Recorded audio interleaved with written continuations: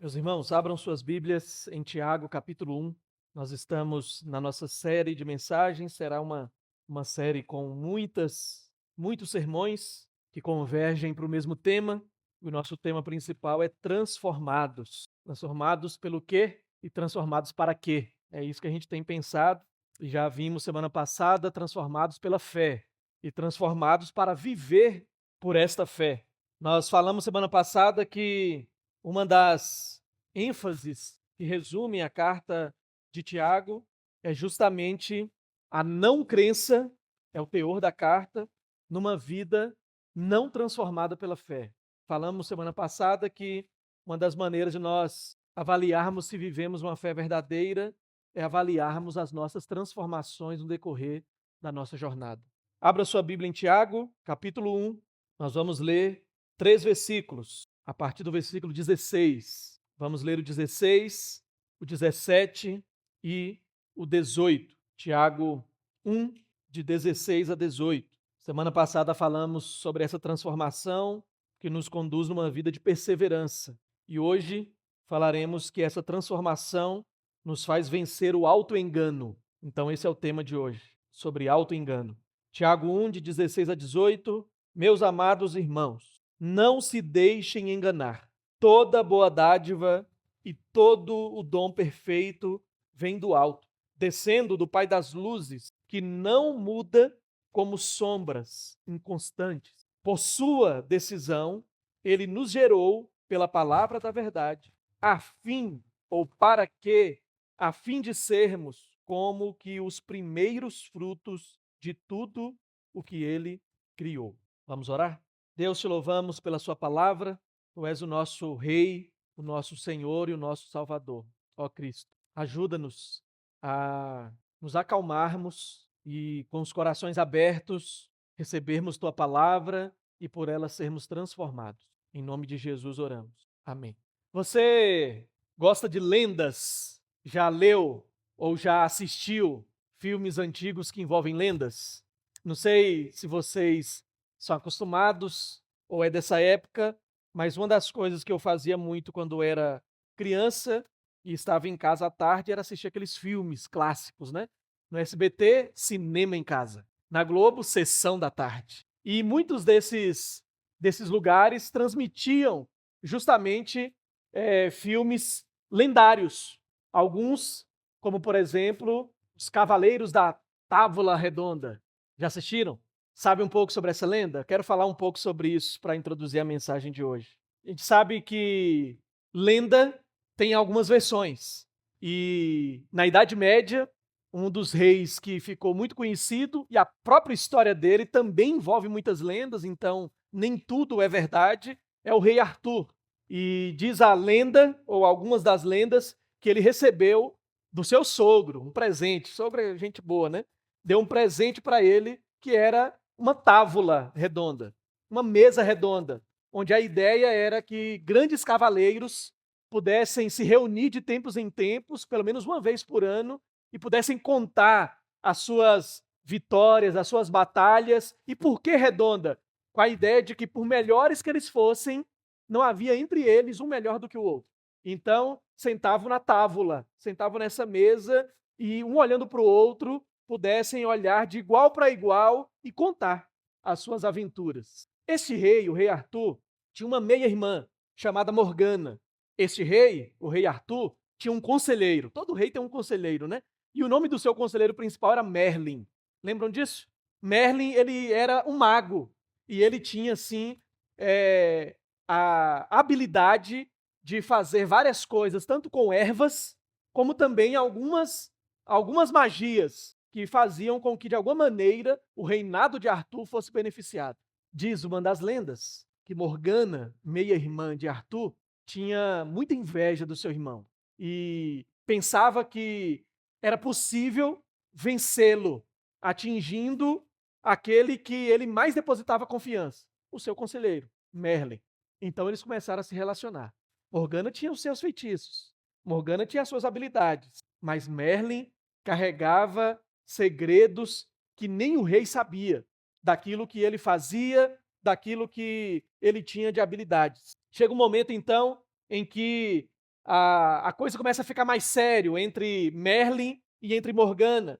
O relacionamento deles começa a avançar e, dentre algumas coisas, vocês já devem estar aí detectando que o objetivo de Morgana para vencer ou para derrotar o seu meio-irmão vai ser descobrir de Merlin quais são os seus segredos. Morgana sempre perguntava qual era o segredo que ele usava para transformar um lugar, por exemplo, tão feio, que era um dos seus feitiços, num lugar tão bonito. Um lugar tão pobre, em um lugar tão lindo de se contemplar. E Merlin sempre dizia: eu só daria esse segredo se você se unisse a mim. Começou a cair no encanto de Morgana, que, diz a lenda, era muito bonito. E à medida que eles foram avançando no seu relacionamento, ele começa a contar o segredo, ou os seus segredos. E ele usava esses segredos principalmente para transformar ambientes. Ele conta tudo o que está acontecendo, ele vai revelando todos os seus segredos para Morgana e ele não consegue mais parar. Não consegue mais parar de, por tanta paixão, falar e falar tudo aquilo que ele tinha de segredo. Chega um momento em que as pessoas dizem para Merlin: você precisa interromper isso, você tem que acabar com isso, senão você vai ser destruído. Sabe o que ele disse? Quando assim falaram para ele: eu sei que vou ser destruído, mas a sabedoria jamais vencerá a paixão. Assim, Merlin conhece o seu fim. Ele diz todos os seus segredos, a ponto de, com essa revelação, Morgana criar um ambiente que é conhecido como Casa de Vidro. E nesse lugar, Merlin vai ficar preso e nunca mais sair. Já é uma lenda, irmãos, isso. Mas essa lenda diz muito sobre a nossa experiência humana.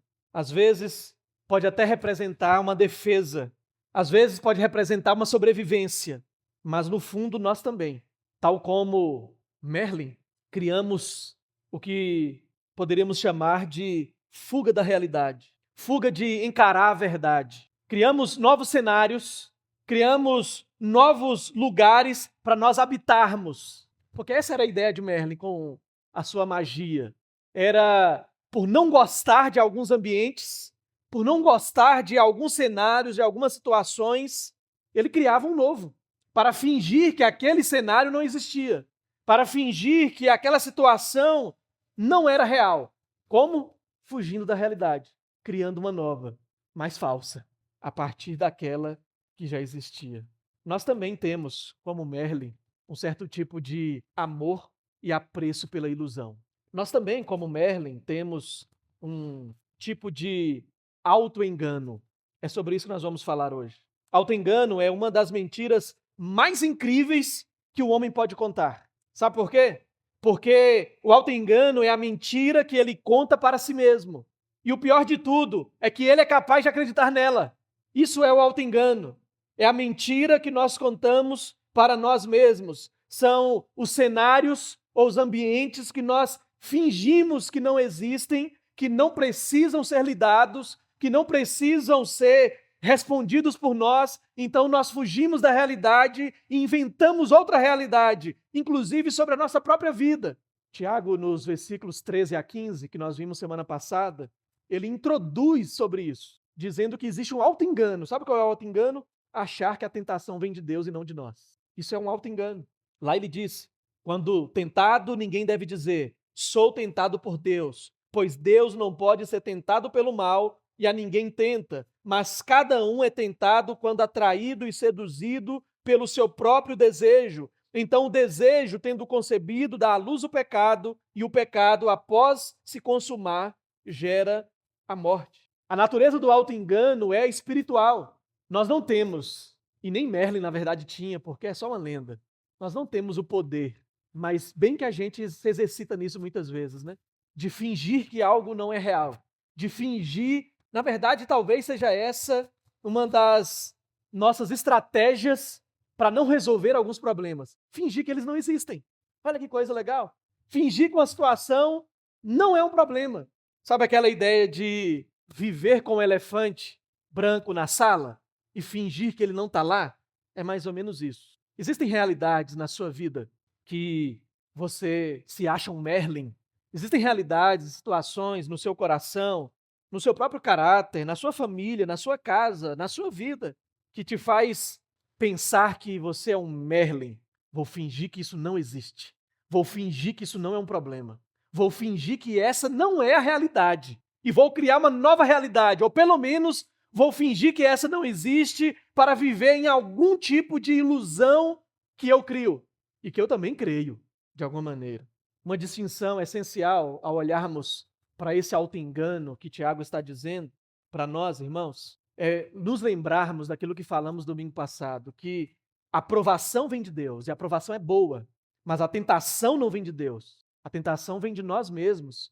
Enquanto a aprovação gera vida, como os versículos que lemos, principalmente o versículo 15, nos relembramos, a tentação gera morte. Quando Deus confronta Adão, por exemplo, conectando com outra passagem da Bíblia, e diz sobre o que tinha acontecido, a tendência humana em fatos que nós somos confrontados é nós transferirmos responsabilidades ou transferirmos culpa. Isso também é um tipo de fuga da realidade.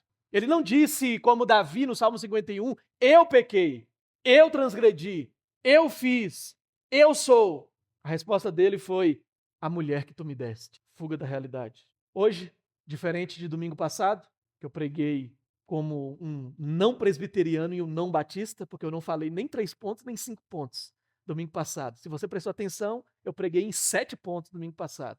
Hoje eu não vou fazer nem 3, nem 5, nem 7. Hoje é apenas um ponto. E desse ponto, refletirmos 3 maneiras de vencermos o auto-engano. A verdade é que os versículos que nós lemos de Tiago, dos 16 ao 18, mostra que, de alguma maneira, se nós não reconhecermos os auto-enganos do nosso coração, poderemos terminar presos. Presos em casas de vidros, como aquela que a Morgana, depois de descobrir o segredo de Merlin, na introdução, ela fez. E, de alguma maneira, ele ficou preso no seu próprio feitiço, porque era ele que sabia fazer aquilo. O auto-engano nos aprisiona. O auto-engano nos escraviza. E, como eu disse no início, é aquela mentira que nós contamos para nós mesmos e nós acreditamos. Nós precisamos, em primeiro lugar, ou melhor, primeira reflexão dentro dessa única verdade, vencer o auto-engano, nos lembrarmos que Deus é bom. Toda boa dádiva e todo dom perfeito vem do alto, descem do Pai das luzes. Tudo que é bom vem de Deus. Automaticamente, nós nos deparamos com uma ideia de se Deus é bom, porque o mal existe. E nós não vamos entrar nisso especificamente hoje, mas nós repetimos aquilo que a cristandade, no decorrer dos anos, sempre repetiu. Deus não é o autor do mal. Ponto. Deus não é o autor do mal. Lá mais à frente, nas próximas mensagens, nós vamos chegar no ponto em que Tiago diz: de onde vêm essas guerras? De onde procedem todas as coisas ruins? E ele vai dizer: procedem do ser humano.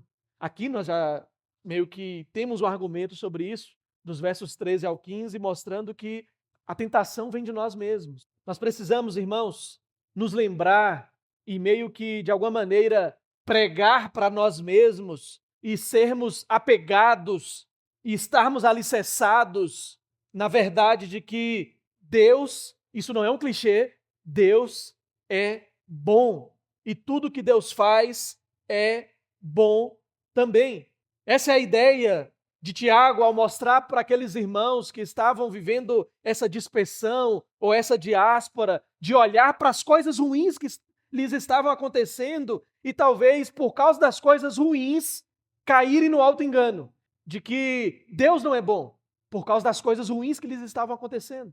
Já disse e repito que nós também estamos numa jornada onde muitas coisas ruins nos acontecem e podemos, muitas vezes, no meio disso tudo, olharmos para essas coisas ruins e por causa delas nos esquecermos de que Deus é bom. A bondade de Deus está manifestada naquilo que ele faz. Lembra do salmista no Salmo 116, quando ele disse: amo o Senhor porque ele é bom. E aí ele expressa de que maneira Deus manifesta a sua bondade, me ouvindo, me acolhendo, assim sucessivamente nos versos seguintes do Salmo 116. O Senhor é bom e a sua bondade está manifestada naquilo que ele faz. Uma das maneiras de nós nos lembrarmos ou nos autoalimentarmos dessa lembrança de que Deus é bom e de tudo que ele faz é bom, é nos lembrando de que, em meio às dificuldades, você não precisa criar uma nova realidade falsa, fingindo que as coisas ruins não estão acontecendo. Na verdade, o convite da palavra é que nós sejamos fortalecidos pelo Deus que é bom, para que, sob a sua bondade, em meio aos dias maus e às dificuldades, apesar delas, não nos esqueçamos quem o Senhor é. Timothy Keller, ele dizia que uma das maneiras que Deus fez para que nós fôssemos fortalecidos para vivermos em meio ao sofrimento foi sofrendo, padecendo, homem de dores, servo sofredor. Como vencer as dificuldades? Olhando para o Cristo que enfrentou dificuldades, olhando para o Cristo que, vestindo pele humana, também sofreu. Toda boa dádiva e todo dom perfeito vem do alto, descem do Pai das luzes. Tudo que é bom vem de Deus. Nada neste mundo possui maior bondade do que o próprio Deus. Ele não só tem bondade, ele é a bondade. Mas isso, meus irmãos, é uma notícia difícil para homens maus, porque revela a nossa distância dele. Lembra de novo da fuga da realidade, da dificuldade que nós temos de enfrentar as dificuldades? Temos dificuldade de enfrentar as dificuldades. E temos dificuldade, em meio a essas dificuldades, de reconhecermos a bondade de Deus, porque nós não somos bons. Então é difícil, porque isso revela a nossa distância dele. Deus não se auto-engana. Deus não cria ilusões. Deus não precisa de autoestima. Ele quer que nós encontremos a verdadeira felicidade fora de nós e não dentro de nós. Isso é outro desafio para nós diante da modernidade. Porque há um sussurro dizendo: o que é bom está dentro de você. E a Bíblia não diz isso. A Bíblia diz que aquilo que é bom está fora de nós. Porque aquilo que é bom, toda boa dádiva e todo bom dom perfeito não vem dos seres humanos. Vem do Pai das luzes, desce do alto. Essa é uma comparação que Tiago vai fazer constantemente. Como se fosse uma espécie de livro de Eclesiastes moderno para o primeiro século. Fazendo essa comparação de coisas terrenas, coisas do alto, coisas terrenas. Agora há pouco nós lemos 2 Coríntios 5, onde no versículo 19, 18 diz que todas essas coisas, ou seja, as coisas novas que aqueles que estão em Cristo vivem, vêm de Deus, ou provém de Deus. Nós vivemos centrados em nós mesmos e por isso temos dificuldades de olharmos para fora de nós. Sabe qual era o grande desafio desses irmãos nessa diáspora? É porque eles só olhavam, ou pelo menos estavam olhando para aquilo que eles estavam sentindo. E baseado naquilo que eles estavam sentindo, eles não conseguiam conectar isso ao fato de Deus ser bom, porque eles estavam sofrendo, estavam sendo perseguidos, estavam com dificuldades não só externas, mas também com dificuldades internas nesse agrupamento, nessa jornada coletiva. O mal moral vem dos homens. O mal vem dos desejos pecaminosos dos homens. Dizer que Deus é bom não significa negar o mal, mas também não significa dizer que Deus é o autor do mal. O mal é uma realidade ao qual nós estamos inseridos. Nós enfrentamos mistérios quanto a isso. E, como disse Augusto Nicodemos, nós precisamos não ultrapassar aquilo que a própria Escritura não ultrapassa de alguma maneira. Existem sim, irmãos, maus naturais e situações difíceis que nós enfrentamos que poderíamos dizer que são mistérios divinos. Mas nós já aprendemos semana passada que mesmo em meio às provações, em meio às dificuldades, Deus opera para que nós sejamos aprovados. E aprendemos também que a aprovação não está na perfeição, a aprovação está na perseverança. A aprovação dos crentes em meio às tribulações é a sua perseverança e não a sua perfeição. Deus não é o autor do mal. E ainda assim, tudo está sob a sua soberania. Esse é um dilema que nós não conseguimos resolver plenamente. É um problema não só filosófico, é um problema existencial. E muitas vezes as pessoas respondem com frieza em meio às dificuldades que elas passam e que os outros passam. E a ideia de Tiago é mostrar que se tudo que é bom veio de Deus, nós deveríamos reagir àquilo que é mal baseado nessa bondade. Então, uma lição para nós nessa noite sobre vencermos o auto-engano é agirmos com mais compaixão e menos frieza. É que a nossa resposta às dificuldades que nós e os demais enfrentam à nossa volta seja de compaixão e não de frieza, porque temos um Deus que é bom e temos um Deus que faz coisas boas, mesmo quando nós não entendemos. Vencer o auto-engano envolve reconhecermos que Deus é bom. Vencer o auto-engano envolve reconhecermos o caráter de Deus. Deus não muda. Ele não será bom hoje e mal amanhã.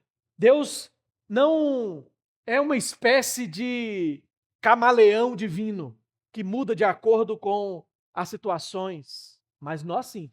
Nós geralmente refletimos aquilo que nós estamos enfrentando, ainda que muitas vezes sejamos bons em fingirmos o que realmente estamos sentindo. Deus, ele não age baseado nem naquilo que nós fazemos, e Deus também não age baseado em algo que, como nós, muitas vezes, seja relacionado ao que ele sente. Deus é. Deus é. E nesta noite em especial, estamos ressaltando dois dos seus atributos. Ele é bom e ele é imutável. Sabia, irmãos, que geralmente quando nós elogiamos Deus, raramente nós lembramos desse atributo. Geralmente a gente lembra dos três clássicos. Deus, tu és onisciente. Deus, tu és onipresente. E Deus, tu és onipotente. E para por aí. Os nossos elogios, ou seja, o nosso louvor, o nosso aleluia, ou seja, o nosso elogio a Deus, constantemente, ele é pobre, ele é minúsculo. As nossas orações, geralmente, a menor parte delas é exaltando a Deus. E a maior parte dela é pedindo a Deus. A gente, quando vai exaltar a Deus, é apenas como que um clichê introdutório do que nós falamos para Ele. O que Tiago está mostrando é que quanto menos reconhecemos a bondade e quanto menos nós reconhecemos que Deus não é como nós, Ele é imutável, mais nos auto-enganamos. Mais vivemos como um Merlin moderno, tentando fugir da realidade, tentando nos auto-enganarmos com aquilo que somos, quanto aquilo que somos, quanto aquilo que sentimos e também, irmãos, quanto aquilo que nós realmente precisamos. Sabe aquela faxina que a gente posterga, posterga, posterga, e a gente vai fazendo, como dizemos lá em Minas, a gente vai apenas tapeando, apenas fazendo o que nós dizemos lá, que é o pra lá pra cá. Vocês fazem isso também? Falam isso? Hoje a gente vai fazer um pra lá pra cá. É uma coisa mais ou menos. Vamos parecer que foi limpo, mas não foi limpo. A gente fez mais ou menos isso ontem aqui, né, no mutirão. A gente fez um pra lá pra cá, porque só éramos 3 e o negócio aqui estava complicado, estava feio o negócio. E tinha outras coisas para fazer. Foi um pra lá pra cá, até porque vai ser sujo tudo de novo a partir de amanhã. Às vezes, irmãos, o nosso coração, nós tratamos a nossa vida, os dilemas, coisas que precisam de resoluções, nem sequer como um pra lá pra cá. A gente quer apenas uma erva mágica, a gente quer apenas um mago que resolva as nossas questões. Merlin era esse que Morgana procurou para poder, aliado a ele, pudesse, num passe de mágica, resolver os seus dilemas. Você não é Merlin. Deus não é Merlin. Por último, o texto diz que Deus faz tudo segundo a sua vontade. Percebe que as 3 maneiras que Tiago nos apresenta para vencer o auto-engano não tem a ver com a gente. O auto-engano tem a ver com a gente. Mas as resoluções que Tiago apresenta têm a ver com Deus. Bom, imutável, faz segundo a sua vontade. Ele é bom, ele é imutável e faz segundo a sua vontade. Deus age por sua vontade. Deus não pode ser manipulado. Não fazemos ou não deveríamos fazer barganha com Deus. Ele não age pelo nosso mérito. Ele age porque quer agir. Ele faz porque quer fazer. E ele faz tudo conforme lhe apraz, como diz o Salmo 115. Ele faz tudo para a sua própria glória. Deus sim, irmãos, não numa tentativa mágica, mas de maneira verdadeira. Deus sim nos gera pela sua palavra, nos gera pelo evangelho. Afinal, Paulo disse em Romanos 1,16 que o evangelho é o poder de Deus, não a magia de Deus, mas o poder de Deus que sim transforma realidades. Falávamos ali antes do culto sobre o projeto Cristolândia, transformação de realidades. Uma dos testemunhos a nível nacional mais forte virou o livro, né? Que é a nossa irmã Silvia, que era chamada de Bruxa da Cracolândia, lá em São Paulo. Já apareceu em Record, Fantástico, vários desses grandes e mais badalados programas de TV. E recentemente, num podcast que convidaram ela, ela disse o seguinte: a Cracolândia é pior do que a prisão. Porque na Cracolândia, você está numa prisão invisível. Não sei se vocês sabem, mas lá na Cracolândia eu tive a oportunidade de ir na Cracolândia de São Paulo em 2011, ficar 4 dias lá, mergulhado lá nas ações da Cristolândia. E lá eles não chamam de Cracolândia. Quem mora na Cracolândia, na época, eram quase 23 mil pessoas. É mais do que a minha cidade natal, morando na rua 24 horas. E não é um bairro afastado, é no centro, pertinho da Estação da Luz, perto da Praça Princesa Isabel, da Primeira Igreja Batista, que é quem começou esse projeto. E eles não falam assim, quando a gente pergunta algo sobre o lugar que eles vivem, eles não chamam de Cracolândia, eles chamam de Cidade do Diabo. É assim que eles chamam. É tanto que eles abreviam e falam assim: moro na cidade. Moro na cidade. Qual cidade? Cidade do Diabo. E uma das coisas que a gente via muito lá, nesse período, nesses dias, quanto a tudo isso que a Silvia expõe no seu livro de testemunho e falava nesse podcast, é que as pessoas, elas têm medo de quem vive nesses lugares. E uma das coisas que as pessoas que vivem nesses lugares têm é viver numa outra realidade constantemente. Por exemplo, a gente acordava 4 da manhã, aí tinha um tempo de oração na Cristolândia, 5 da manhã a gente ia para as ruas e lá na rua, irmão Henrique não tinha como levar panfleto. E lá na rua era proibido sair com outra camisa a não ser a camisa Jesus Transforma. Porque para quem morava lá, eles diziam o seguinte: os amarelinhos nos ajudam. Então os amarelinhos eram respeitados. A gente saía na rua e nós só tínhamos uma frase na nossa boca: venha tomar café na Cristolândia. Não tinha Jesus te ama, não tinha posso orar por você, não tinha você sabe o que é evangelho, não tinha se você morrer hoje para onde você vai, passar a eternidade. Não tinha nada disso. Só tinha uma pergunta: você quer tomar café na Cristolândia? Eu vi pessoas, irmãos, como o seu Djalma, que era de Alagoas, que morava ali na Cracolândia já há 6 meses, sem a família saber o seu paradeiro. Ele recebeu férias, saiu de Alagoas, foi visitar sua mãe em Osasco, já tinha tido algumas experiências com maconha e outras substâncias mais leves, e então ele foi fazer compra na 25 de março, que é lá pertinho da Cracolândia. E quando ele passava por ali, ele viu aquela movimentação toda e decidiu passar um tempo lá. E então foi oferecido para ele o crack. E não sei se vocês sabem, a cada 10 pessoas que experimentam crack, 9 ficam viciadas. Diferente do álcool, que a cada 10 pessoas que experimentam o álcool, uma fica viciada. E o crack tem um detalhe, ele é barato, mas o seu efeito dura muito pouco, é de 3 a 7 segundos. Então a pessoa precisa consumir muito e constantemente para poder ficar sempre nessa realidade. E então o consumo é constante. E quando eu vi o seu Djalma estava experimentando fezes. Sabe por quê? Porque na nova realidade que eles vivem por causa do entorpecente, tudo que é pontinho branco pode ser crack. Então, para eu não correr o risco de perder a oportunidade, tudo que é pontinho branco que eu vejo, eu passo o dedo e experimento, inclusive fezes. Irmãos, esse testemunho, para encerrar a mensagem, é para percebermos que, apesar de não termos os mesmos entorpecentes que os drogadictos, o auto-engano nos faz fazer ou nos leva a fazer algumas coisas que até nós mesmos duvidamos. O auto-engano nos faz provar fezes também. O auto-engano nos faz correr atrás daquilo que faz a realidade falsa ser mantida. Como eu disse, o problema do auto-engano, lá no início da mensagem, é que nós acreditamos nas próprias mentiras que nós contamos para nós mesmos. Mais do que qualquer sofrimento deste mundo, Jesus transforma aquele que estava morto em alguém vivo. E esse é o maior bem que Tiago está mostrando.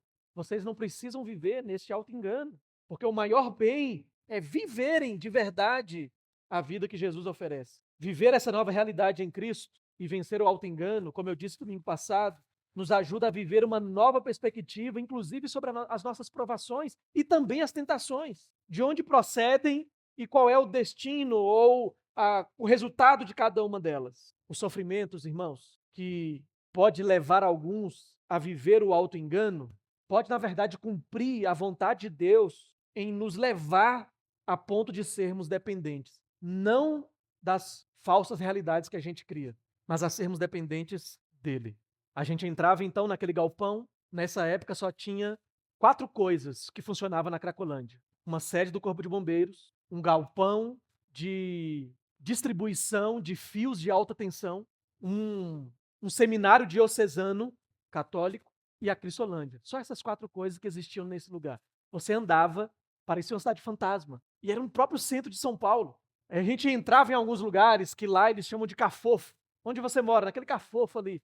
E em uma dessas entradas, para convidar para mudar de realidade, tinha uma mulher em trabalho de parto. E o pastor Fabrício Freitas, que estava conosco nessa viagem, que hoje é diretor da Junta de Missões Nacionais, ele, enquanto a mulher estava em trabalho de parto, tinha um médico da Memorial chamado Dr. Marcos, começou a fazer o parto daquela mulher, e o pastor Fabrício teve que pisar no cachimbo que ela dando parto e usando drogas. Ele teve que pisar para apagar e jogar fora. Então aquele parto aconteceu ali na rua. Mas o Dr. Marcos não pôde cortar o cordão umbilical. O bombeiro foi chamado. O bombeiro chegou naquela realidade e o próprio sargento do Corpo de Bombeiro disse para aquele grupo naquela noite: esta provavelmente é a última vez que essa mãe vê a sua criança. Porque ambos iriam para o hospital, a mãe iria voltar para aquela vida e a criança seria levada para uma outra realidade. Irmãos, o pecado nos faz chamar de cidade, habitações falsas que nós criamos para vivermos. E talvez você nunca tenha tido experiência com drogadições nesse nível, mas acreditem, vocês, todos nós, por causa do pecado e por causa dos ídolos do nosso coração, também podemos estar viciados em outros tipos de entorpecentes. Falamos de um nessa noite, chamado auto-engano. Como vencer o auto-engano? Bondade de Deus, imutabilidade de Deus, vontade de Deus. Eu queria convidar você, nesta noite, a orarmos, mas a orarmos com um foco em nosso coração. Essa vai ser uma oração que alguns chamam de oração de confissão. E eu queria desafiar você, enquanto nós oramos, a pedir a ajuda de Deus. Não para você fugir da realidade, mas para viver a realidade, baseado na bondade de Deus, na imutabilidade de Deus e na vontade de Deus. Bondade, imutabilidade e vontade. Bondade, imutabilidade e vontade de Deus. Deus é bom. Deus não muda. Deus transforma a nossa realidade por meio da sua vontade, por meio da sua palavra. E se você tem vivido nesses dias esse desafio no seu coração, o desafio do auto-engano, talvez você tenha enganado a si mesmo com algumas falsas realidades. Talvez o medo tenha te feito não encarar a realidade da sua vida, situações que estão sendo colocadas debaixo do tapete, na sua casa, no seu coração. Lembre-se nessa noite, Deus é bom, Deus não muda, Deus transforma pela sua vontade. Deus, nós te agradecemos em oração neste momento, de maneira muito objetiva. Queremos a ajuda do Senhor para que falsas realidades não se tornem falsas verdades em nossas vidas. A palavra diz, Jesus falando com os judeus que se converteram a Ele, em João capítulo 8, versos 31 e 32, permaneçam na minha palavra e sereis verdadeiramente meus discípulos e conhecereis a verdade e a verdade vos libertará. Nós aprendemos que a palavra verdade ali significa realidade. Os judeus viviam numa falsa realidade. E Jesus está dizendo, e conhecereis a verdadeira realidade. E essa realidade que sou eu, vos libertará. Nós pedimos ao Senhor também nesta noite. Ajuda-nos a experimentarmos mais e a vivermos esta realidade, Cristo Jesus. E por esta realidade, sermos libertos. Sermos libertos da fuga da realidade. Sermos libertos do auto-engano. Sermos libertos, ó Deus, das entorpecências que nós buscamos muitas vezes como um tipo de fuga. Ajuda-nos, pela sua bondade, pela sua imutabilidade e pela sua vontade, a vencermos o auto-engano e a sermos transformados, curados, libertos, em nome de Jesus e para a glória de Jesus. Amém.